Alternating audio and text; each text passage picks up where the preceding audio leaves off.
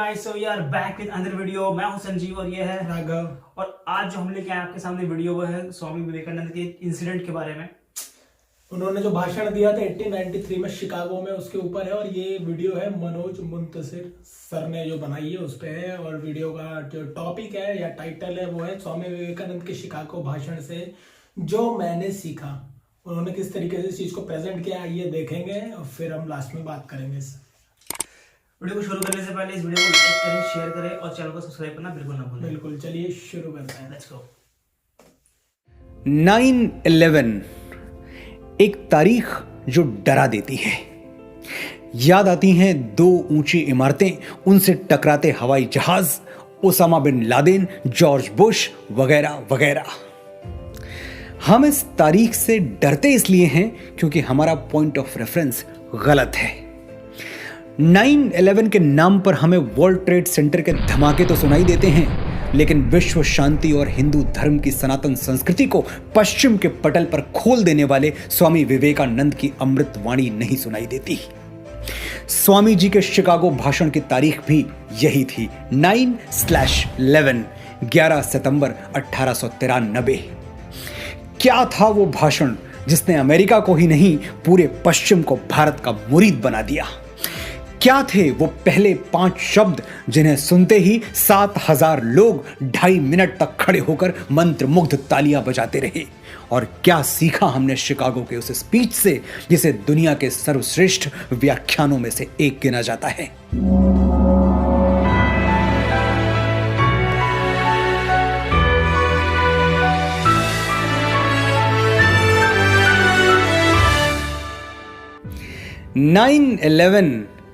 मेरे लिए 9/11 का मतलब है नरेंद्र, और आपके लिए, पूरे भारत के लिए 9/11 का मतलब सिर्फ नरेंद्र ही होना चाहिए और कुछ नहीं। नरेंद्र नाथ दत्त, जिन्हें पूरा विश्व स्वामी विवेकानंद के नाम से जानता है और याद करता है। हम भारतवासियों को 9/11 क्यों याद रखना चाहिए? क्योंकि उस दिन भारत के एक युवा सन्यासी ने पश्चिमी देशों के सूट बूट वाले बड़े बड़े विद्वानों को बौना साबित कर दिया था। 9/11 हमें इसलिए याद रखना चाहिए क्योंकि उस दिन सनातन संस्कृति के एक संदेश वाहक ने भारत को विश्व गुरु के रूप में पुनर्स्थापित कर दिया था। 9/11 को हम न्यूयॉर्क के लिए नहीं, शिकागो के लिए याद करेंगे। विध्वंस के लिए नहीं, विश्व शांति के लिए याद करेंगे। आतंकवाद के लिए नहीं, सनातन संवाद के लिए याद करेंगे। आज के बाद 9/11 हम लादेन के लिए नहीं, नरेंद्र के लिए याद करेंगे। आइए ले चलता हूं आपको फ्लैशबैक में 128 साल पहले।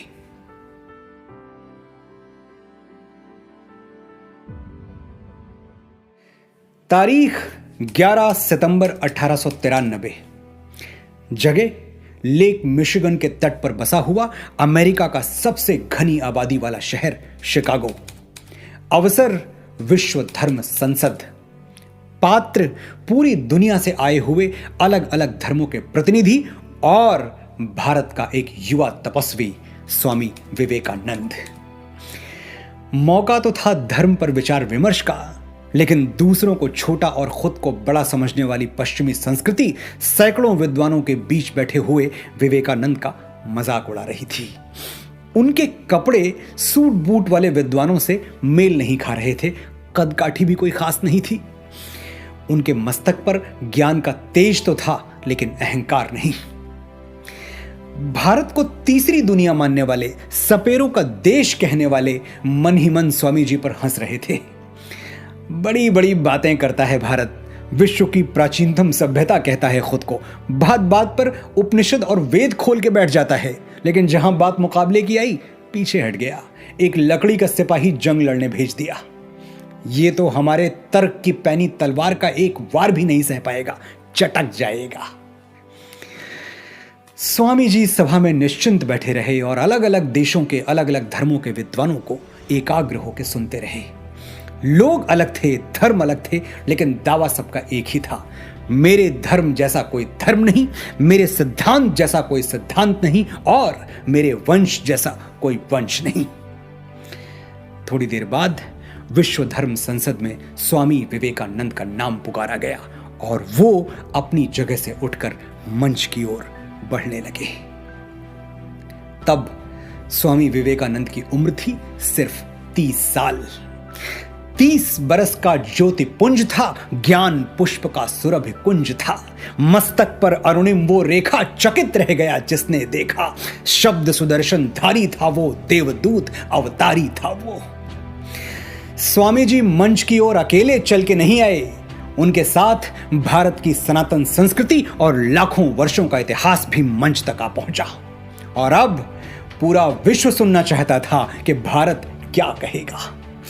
जहां इतने बड़े बड़े धर्म योद्धा बोल चुके हैं, वहां ये भगवाधारी लड़का सनातन धर्म की श्रेष्ठता कैसे सिद्ध करेगा। स्वामी विवेकानंद माइक तक पहुंचे तो, लेकिन कुछ बोले नहीं। लोगों की उत्सुकता बढ़ने लगी। सभा में हलचल सी मच गई कि स्वामी जी कुछ कह क्यों नहीं रहे। कुछ ताइयों ने उपहास किया, this is what you call cold feet, India has gone silent. Swami ji अब भी चुप थे, बस चारों ओर नजर घुमा के देख रहे थे, मानो पूरी सभा का जायजा ले रहे हों। कुछ पल और गुजर गए, फिर स्वामी जी बोले। सिर्फ 5 शब्द बोले और उन्हीं 5 शब्दों ने आने वाले 500 वर्षों के लिए पश्चिम की धरती पर सनातन सभ्यता का ध्वज गाड़ दिया। वो 5 शब्द सुनने वालों की छाती पर ऐसे गड़े कि 7000 लोग खड़े होकर तालियां बजाने लगे। वो 5 शब्द पूरी दुनिया के लिए विश्व बंधुत्व का संदेश बनकर गूंज उठे और आज तक गूंज रहे हैं। शिकागो की धर्म संसद में स्वामी विवेकानंद के पहले 5 शब्द थे, ध्यान से सुनिएगा, sisters and brothers of America. America के भाइयों और बहनों। 7000 लोग मंत्र मुग्ध रह गए, जैसे कोई जादू देख लिया हो, जैसे ईश्वर की आवाज सुन ली हो, जैसे कोई आकाशवाणी हो गई हो। 2 मिनट तक तालियां बजती रही, जबकि अभी तो स्वामी विवेकानंद ने कुछ कहा ही नहीं था, अब कहने वाले थे। ये 5 शब्द इतने मर्मस्पर्शी, इतने अविस्मरणीय इसलिए हो गए कि ये शब्द किसी व्यक्ति के मुख से नहीं, सनातन धर्म की मूल संस्कृति से उपजे थे। अयम निजः परो वेति गणना लघु चेतसाम उदार चरिता नाम तो वसुधैव कुटुंबकम। महोपनिषद अध्याय 4 श्लोक संख्या 71। ये अपना भाई है और ये अपना भाई नहीं है, बंधु नहीं है, इस तरह की गणना छोटे हृदय वाले लोग करते हैं। उदार हृदय वालों के लिए, बड़े हृदय वालों के लिए संपूर्ण धरती ही उनका परिवार है। देश की सीमाओं से बाहर न झांकने वाले, एक दायरे से बाहर सबको पराया समझने वाले पश्चिमी समाज को स्वामी विवेकानंद के ये शब्द, ये 5 शब्द एक कल्चरल शॉक की तरह झकझोर गए। उन्हें विश्वास ही नहीं हुआ कि हजारों मील दूर से आया हुआ एक व्यक्ति, जिससे ना तो रक्त का संबंध है, ना संस्कार का, ना भाषा का, ना भाव का, कैसे वो उनको भाई और बहन के संबोधन से पुकार सकता है। यही तो वो रहस्य है जिसे दुनिया के बड़े से बड़े बुद्धिजीवी आज तक नहीं समझ पाए। कैसे हम भारतवासी परायों को अपना बना लेते हैं, मनुष्य मात्र में भेदभाव नहीं करते, चमड़ी के रंग से किसी को छोटा या बड़ा नहीं समझते, और कैसे हमारे यहाँ ब्लैक लाइव्स मैटर वाले प्लैकार्ड दिखाकर इंसानी जिंदगी की कीमत याद नहीं दिलानी पड़ती। वसुधैव कुटुंबकम हमारी संस्कृति थी और रहनी चाहिए। हमारे लिए विश्व का हर व्यक्ति वही है जो स्वामी विवेकानंद ने उस दिन कह दिया था, सिस्टर्स एंड ब्रदर्स। हमें पश्चिम वाले तीसरी दुनिया कहते रहें, उनकी मर्जी। हमारे लिए तो दुनिया दूसरी या तीसरी नहीं होती, सिर्फ एक होती है, और उसमें सभी सिमट आते हैं। गोरे काले, छोटे बड़े, अमीर गरीब, पशु पक्षी, पेड़ पौधे, नदियां सागर, सभी। काले गोरे का भेद नहीं, हर दिल से हमारा नाता है। कुछ और ना आता हो हमको, हमें प्यार निभाना आता है। जीते हो किसी ने देश तो क्या, हमने तो दिलों को जीता है। जहां राम अभी तक है नर में, नारी में अभी तक सीता है। इतनी ममता, नदियों को भी जहां माता कह के बुलाते हैं। इतना आदर, इंसान तो क्या पत्थर भी पूजे जाते हैं। इस धरती पे मैंने जन्म लिया, ये सोच के मैं इतराता हूँ। भारत का रहने वाला हूँ, भारत की बात सुनाता हूँ। उन 5 शब्दों के बाद स्वामी विवेकानंद धारा प्रवाह हो गए। जो अगली बात कही वो क्या थी, मैं स्वामी जी को कोट करता हूं। It fills my heart with joy unspeakable to rise in response to the warm and cordial welcome which you have given us. आपने जिस प्यार और अपने पन से हमारा स्वागत किया उसके लिए मैं आपका आभारी हूं। इस वक्तव्य पर मैं आगे बात करूं इससे पहले ये जान लीजिए कि विश्व धर्म संसद में जिस दिन स्वामी जी बोल रहे थे उसके तकरीबन 1.5 महीने पहले वो अमेरिका आए थे और अमेरिका ने उनका स्वागत उसी घृणा से किया था जो अश्वेत लोगों के लिए उनके मन में हुआ करती थी। You black get out. 1.5 महीने तक स्वामी जी बस यही सुनते रहे, यू ब्लैक गेट आउट। लेकिन स्वामी विवेकानंद ने अपने अंदर कड़वाहट नहीं भरने दी। मैंने बताया आपको कि स्वामी जी उस दिन अकेले मंच पर नहीं आए थे, उनके साथ भारत की सनातन संस्कृति और लाखों वर्षों का इतिहास भी आया था। और भारत की संस्कृति विष पी के अमृत दान करने वाली संस्कृति है। हम महादेव शिव के वंशज हैं, जहर पीते हैं, उगलते नहीं। स्वामी जी ने 1.5 महीने अपमान का विष पिया, लेकिन होठों से जो शब्द निकले वो आभार के थे, कर्टसी के थे, ग्रेटिट्यूड के थे। उस एक पल में स्वामी जी आदिदेव नीलकंठ हो गए थे। हमें यही सीखना है कि कैसे दुनिया की कालिख हमारी आत्मा पर ना चढ़ने पाए। बुराई का जवाब बुराई से देना हमारी परंपरा नहीं है। हम सब ने वो साधु बाबा की कहानी तो जरूर सुनी होगी जो नदी में स्नान करते हुए एक डूबते हुए बिच्छू को बचाने की कोशिश कर रहे थे। बिच्छू बार बार उनको डंक मारता और साधु बाबा बार बार उसे पानी से बाहर निकालने की कोशिश करते। किसी ने पूछा, ऐसा क्यों कर रहे हैं आप? छोड़ दीजिए बिच्छू को, डूब जाने दीजिए, आपके हाथ लहूलुहान हो चुके हैं। साधु बाबा बोले, डंक मारना बिच्छू का धर्म है और डूबते हुए को बचाना मेरा। जब वो अपना धर्म नहीं छोड़ रहा तो मैं अपना धर्म कैसे छोड़ दूं? स्वामी जी ने आगे कहा, I am proud to belong to a religion which has taught the world both tolerance and universal acceptance. मुझे गर्व है कि मैं उस महान धर्म का अनुगामी हूं जिसने पूरी दुनिया को सहनशीलता और स्वीकार भाव सिखाया है। स्वामी विवेकानंद जिस सनातन धर्म की बात कर रहे थे, आज उसी पर इंटॉलरेंस का आरोप लगाया जाता है, बगैर ये सोचे कि दूसरे धर्मों का आदर एक हिंदू अपने डीएनए में लेके पैदा होता है। 8000 साल पहले ऋग्वेद में हमारे ऋषियों ने उद्घोषणा कर दी थी, एकम सद विप्रः बहुधा वदंती, यानी सत्य एक है लेकिन विद्वान अपनी अपनी सोच, अपनी अपनी समझ के अनुसार उसकी अलग अलग परिभाषाएं, अलग अलग व्याख्याएं देते रहते हैं। ये है यूनिवर्सल एक्सेप्टेंस। मेरा धर्म भी सही है, तुम्हारा भी, मेरा रास्ता भी सही है, तुम्हारा भी। मेरे सही होने के लिए तुम्हारा गलत होना जरूरी नहीं है दोस्त। मदिरालय जाने को घर से चलता है पीने वाला, किस पथ से जाऊं असमंजस में है वो भोला भाला। अलग अलग पथ बतलाते सब, पर मैं ये बतलाता हूं, राह पकड़ तू एक चला चल, पा जाएगा मधुशाला। दुनिया के सभी रास्ते एक ही गंतव्य की ओर जा रहे हैं, एक ही मधुशाला की ओर जा रहे हैं। फिर इस बात पर क्या झगड़ना कि मेरे और तुम्हारे रास्ते अलग क्यों हैं।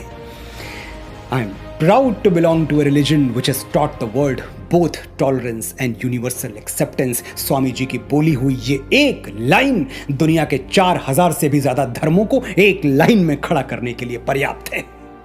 अगली सुबह अमेरिकी अखबारों के पन्ने स्वामी विवेकानंद के यशगान से भरे पड़े थे। द न्यूयॉर्क हेराल्ड ने लिखा, विश्व धर्म संसद में स्वामी विवेकानंद सबसे महान वक्ता थे। उन्हें सुनने के बाद लगता है कि जिस देश में इतने विद्वान और बुद्धिमान लोग रहते हैं वहां मिशनरीज को भेजना कितना मूर्खतापूर्ण है। द न्यूयॉर्क क्रिटिक ने लिखा, कई विद्वानों का भाषण बहुत अच्छा था लेकिन एक हिंदू साधु के ओज के आगे कोई टिक नहीं पाया।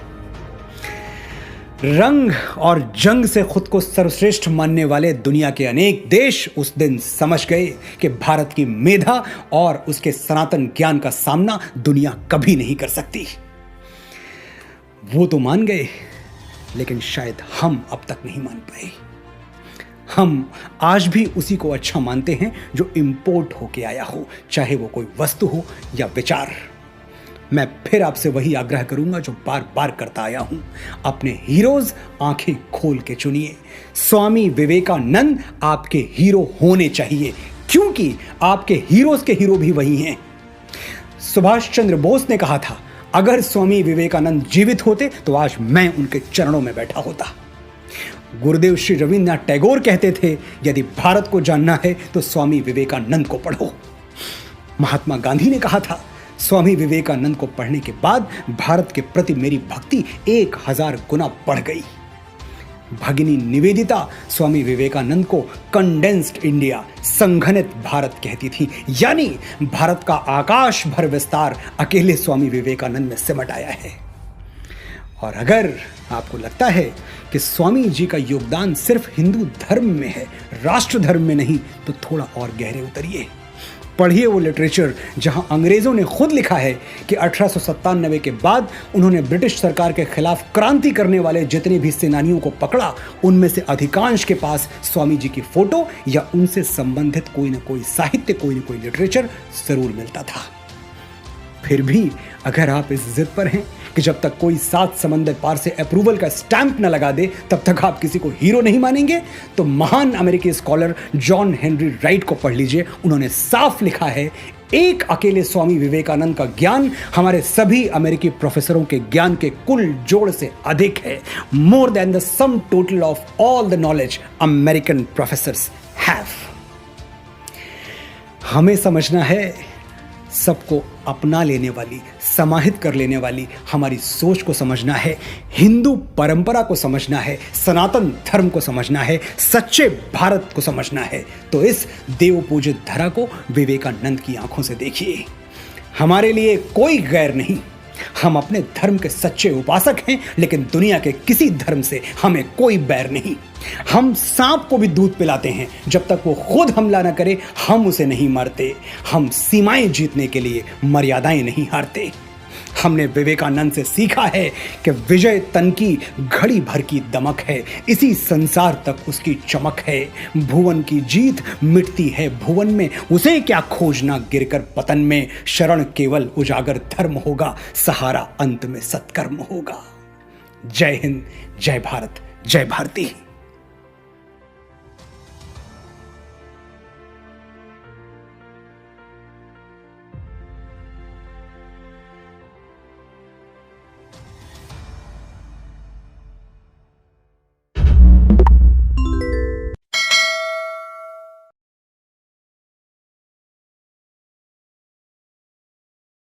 ओके, वीडियो का हो गया है अंत। और 17.5 मिनट की वीडियो कब खत्म हुई कुछ पता नहीं। और जबकि उनके बारे में बस एक इंसिडेंट बताया हुआ है, फिर भी इतना ज्यादा इंगेजिंग था कि हम लोग अपनी नजर हटा ही नहीं पा रहे थे। मैं तो लगातार देख रहा था भाई कि मतलब और क्या जानने को मिलेगा इनके बारे में। काफी कुछ सुना हम लोगों ने कि स्वामी विवेकानंद जी थे, उनका नाम तो सभी जानते हैं, पर एक ये फेमस भी अपने स्पीच के लिए, इसी स्पीच से इनका काफी नाम हुआ, काफी विश्व विख्यात हो गए हैं। तो लोगों को जो समझ है ना इनके बारे में, बहुत कम लोग ज्यादा उतरते हैं इन सब चीज जगह पे इनको जानने के लिए। लोगों को पता है भाई, नाम पता है कि हाँ एक पर्सनैलिटी थे ये, पर डिटेल में किसी को नहीं पता है। यह है इनकी पूरी कहानी का एक छोटा सा सार, और एक छोटी सी क्षण थे जो शिकागो में इन्होंने अपना जो झलक दिखलाई थी बस। और जहाँ तक बात है कि इनकी हिस्ट्री की, तो भाई 1863 में ये बॉर्न हुए थे इंडिया में। बंगाल में कायस्थ परिवार में जन्म हुआ था इनका। और इनकी माता जो थी वो शिव की उपासक थी, शिव जी की। पिताजी भी कुछ बढ़िया थे, मतलब शायद वकील थे मेरे ख्याल से उनके पिताजी।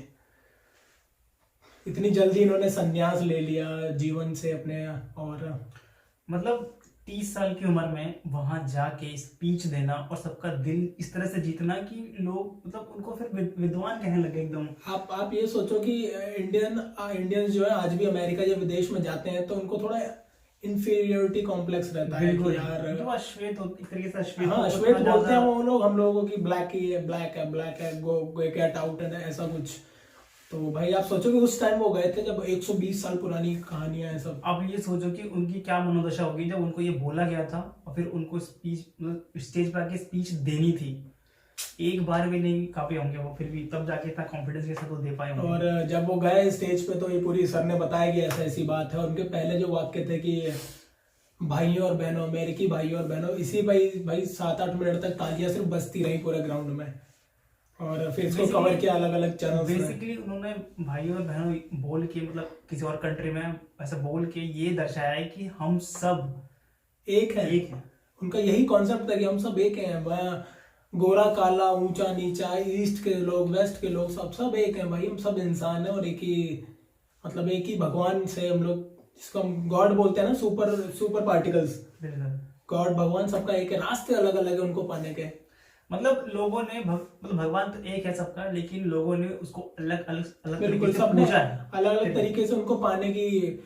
इस्लाम धर्म अलग तरीके से उनके पास ले जा रहा है, सिखिज्म अलग तरीके से ले रहा है, हिंदू धर्म अलग तरीके से ले जा रहा है, क्रिश्चियनिटी अलग, बहुत सारे धर्म है। लेकिन लास्ट में सबका गोल यही है कि परम जो एक शांति है ना, वो कैसे मिले और हम गॉड तक कैसे पहुंचे। गॉड एक्चुअली में क्या है, कोई ऐसा पार्टिकल, सुपर पार्टिकल जो दुनिया को चला रहा है। एक्चुअली में वही गॉड है अगर आप देखें तो।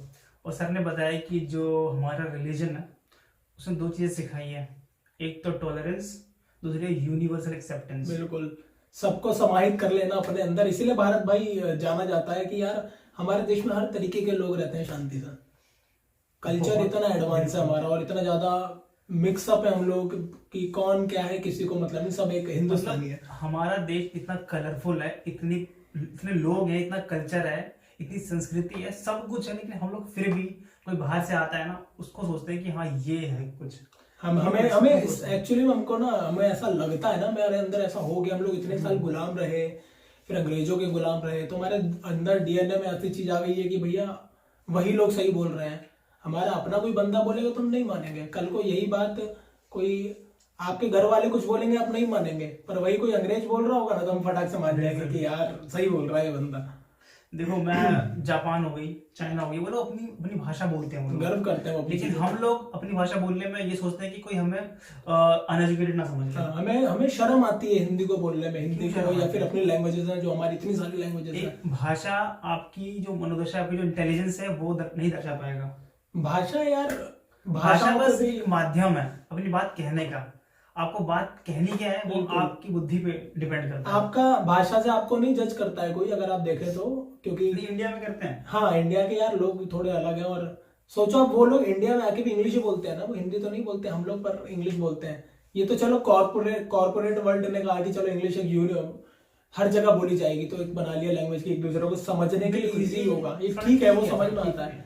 पर यार अपनी ही भाषा को नीचा दिखा देना, ये कहाँ तक जायज है? लोग गर्व करते हैं इंग्लिश बोलने में, जैसे मतलब क्या आप इंग्लिश बोलो, क्या करें? भाषा ही तो है, बोलने का एक साधन है, सब अपनी भाषा पहुंचाने का। मैंने माना कि अगर आप वर्क प्लेस पे हो, वर्क करते हो, तो ये जरूरी है ताकि आप कम्युनिकेट कर पाओ उनके साथ, वो जरूरी भी है। बट जब अपने लोगों से बात करनी होती है तो फिर काहे की शर्म। बिल्कुल।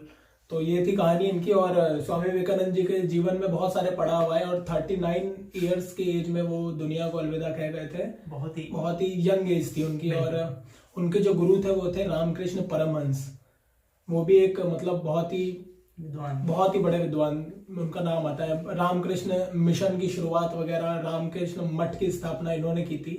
इनके जो गुरु थे वो जब अपने आखिरी स्टेज में थे तो उनको गले का कैंसर था, तो ब्लड निकलता था जब वो स्पिट करते थे। तो पर विवेकानंद जी सब कुछ छोड़ के उनके साथ ही रहते थे, उनकी सफाई करते रहते थे। जितनी बार वो थूकते थे उस पीकदान को फेंकते थे, फिर नया साफ सुथरा रखते थे। ये डेडिकेशन थी अपने गुरु के लिए। मैंने कहीं पढ़ा है कि जो गुरु होता है ना, सर्वोच्च होता है उसका दर्जा। गुरु ब्रह्मा गुरुदेवो महेश्वरा, गुरु साक्षात परम ब्रह्म तस्मै श्री गुरुवे नमः। ऐसे ही नहीं बोला गया। भारत की संस्कृति और बहुत पुरानी संस्कृति, और जो है इनकी जो फेमस कोट्स हैं, इन्होंने जो कहे हैं कि गर्व से कहो हम हिंदू हैं, गर्व से कहो हम हिंदू हैं। आपको मैं इनकी 2 स्टोरी बताता हूँ जो अभी इसमें जिक्र ही नहीं हुआ। कि एक बार एक आदमी आता है इनके पास, ठीक है, वो कहता है कि गुरु जी मैं बहुत मेहनत करता हूँ और मैं सफल नहीं हो पा रहा हूँ, मैं मेहनत पूरी कर रहा हूँ पर मैं सफल नहीं हो पा रहा हूँ, मैं क्या करूँ? तो स्वामी विवेकानंद जी ने ना उनको एक कुत्ता दिया, इसको घुमा के लाओ, पहले फिर बताऊंगा। वो गए, वो घुमा के लाए, भैया जितना भी टाइम लगा उन्हें घुमा के लाए, फिर आए तो फिर उन्होंने बोला कि ये कुत्ता हाँफ क्यों रहा है, तो कह रहे और तुम नहीं हाँफ रहे हो। तो उन्होंने बोला उस आदमी ने कि क्योंकि मैं अपना काम कर रहा था, मैं तो सीधा चल रहा था, एक कुत्ता जो है ये इधर उधर इधर उधर पूरे रास्ते में घुमा, इसलिए थक गया है। तो स्वामी विवेकानंद जी ने कहा कि तुमने अपने जो प्रॉब्लम जो मेरे को दी थी ना, उसका तुमने जवाब खुद दे दिया है कि आपका जो फोकस है ना, वो आप भी कहीं ना कहीं इधर उधर भाग रहे हो, एक जगह पे फोकस करो। उनकी 90% जो इन्होंने बोली है चीजें, उसमें सबसे ज्यादा चीज यही बोली है कि भाई उठो। इनका एक और फेमस कोट है कि उठो जागो और लक्ष्य के पीछे तब तक भागते रहो जब तक वो मिल ना जाए। ये बहुत फेमस कोट है इनका। और ऐसी ये जितनी भी चीज थी इनकी यही था कि भाई इन चीजों को। और इन्होंने कहा था कि आप दुनिया में आए हो, दुनिया एक जिम है, ये जो दुनिया है एक जिम है और यहाँ पे हम लोग मजबूत होने के लिए आते हैं। ये बात एकदम सही भी है। उनका ये ऐसे ऐसे कथन है कि आप मतलब बड़ा क्रांतिकारी चीजें बोली है उन्होंने, अगर आप देखेंगे तो बहुत बहुत बहुत ही इंटेलेक्चुअल पर्सन और कोई मुकाबला नहीं। और जहां पे इन्होंने बोला था जिस शिकागो में, वहां की सीढ़ियों पे आप सोचो 120 साल बाद भी आज भी उनके जो बोले गए कथन है ना वो मेंशन्ड है। उनकी जो सीढ़ियां है वहां पे शिकागो की, जहाँ पे इन्होंने दिया था भाषण, इतना फेमस और इतना प्रभाव था उस भाषण का। ये है इनकी पूरी जीवन। और मैं तो चाहता हूँ कि सब लोग उनके बारे में पढ़ें। बिल्कुल पढ़ना चाहिए, सभी युवा पीढ़ी को पढ़ना चाहिए। मतलब उसको पढ़ के आप इंस्पायर होंगे। आप ने कोई गोल सेट किया होगा, कोई लक्ष्य सेट किया होगा ना, तो आप उसके पीछे अच्छी तरीके से एकदम फोकस के साथ जा उनका यही था कि ध्यान अपना जो लक्ष्य पे ना ध्यान केंद्रित करो, ध्यान जो है अपना एक ही लक्ष्य पे रखो और रुको मत जब तक आपको मिल ना जाए। इतनी छोटी सी उम्र में जाने के बावजूद भी, हम सबको छोड़ के जाने के बावजूद भी उन्होंने इतना कुछ दे दिया है ना कि हम भुला ही नहीं सकते उनको। बताओ 39 साल की उम्र में अमर हो चुके हैं वो, लेकिन 120 साल बाद भी हम उनके विचारों को पढ़ रहे हैं और जी रहे हैं और समझ रहे हैं। आने वाले 120 साल में भी वो खत्म नहीं होगी। वो सोच जो विचार है ना, वो किसी आदमी का क्रांति लाता है, वो विचार खत्म नहीं होते हैं। तो ये था भाई, ये था। और मोदी जी भी गए थे इनके शायद जहाँ पे भाषण हुआ था इनका, वहां पे तभी मैंने भी देखा था कि यार उनके जो सीढ़ियां है ना वहां पे आज भी वो मेंशन है, इंग्लिश में एक एक लाइन है मेंशन है जो इन्होंने बोली थी उसमें, मेन लाइंस। और सारे बताओ आप, एक दिन जिस आदमी को 1 महीने पहले तक लोग क्रिटिसाइज कर रहे थे, एकदम से इस भाषण से इतनी ज्यादा पॉपुलैरिटी और वो मिल गया। इन्होंने जब अपने आखिरी टाइम था इनका जो जीवन का, तो इन्होंने शुक्ल यजुर्वेद समथिंग की व्याख्या की थी। तो इन्होंने ये भी कहा था उस टाइम की ना, मुझ विवेकानंद को, मतलब विवेकानंद को समझने के लिए दुनिया में एक और विवेकानंद की जरूरत होगी। ऐसे ऐसे विचार दिए इन्होंने कि आप मतलब एकदम थ्रिल हो जाओगे आप पढ़ोगे इनके बारे में कि मतलब क्या क्या बोल गए यार। वो सोचता नहीं है, यंग इंसान पैसों के पीछे भाग रहा है आजकल सब आदमी, इससे बाहर हम सोचते ही नहीं है। हम कैसे किसी को लूट लें, कैसे किसी को मार दें, यही चल रहा है आजकल। तो भाई अगर ऐसा जीवन परिचय है और ऐसी पर्सनैलिटी है, इसको जरा भी 1% क्या 0.1% भी आपके जीवन में आप उतार लो तो आप सक्सेस की तो आप सीढ़ियां कहीं चले जाओगे। बिल्कुल सही बात है। तो ये पूरी कहानी थी। वीडियो करेंगे एंड काफी बड़ी हो गई है, बहुत ही बढ़िया वीडियो। इनके बारे में जानने को और मिलेगा। अगर कोई और नई वीडियो होगी हम इनसे रिलेटेड वो भी करने की कोशिश करेंगे। तब तक के लिए हम लोग चलेंगे, लेकिन इस वीडियो को तो यार लाइक बनता है, शेयर बनता है और सब्सक्राइब चैनल को बनता ही बनता है। बिल्कुल बिल्कुल। मिलेंगे आपसे नेक्स्ट वीडियो में। Till then take care, bye.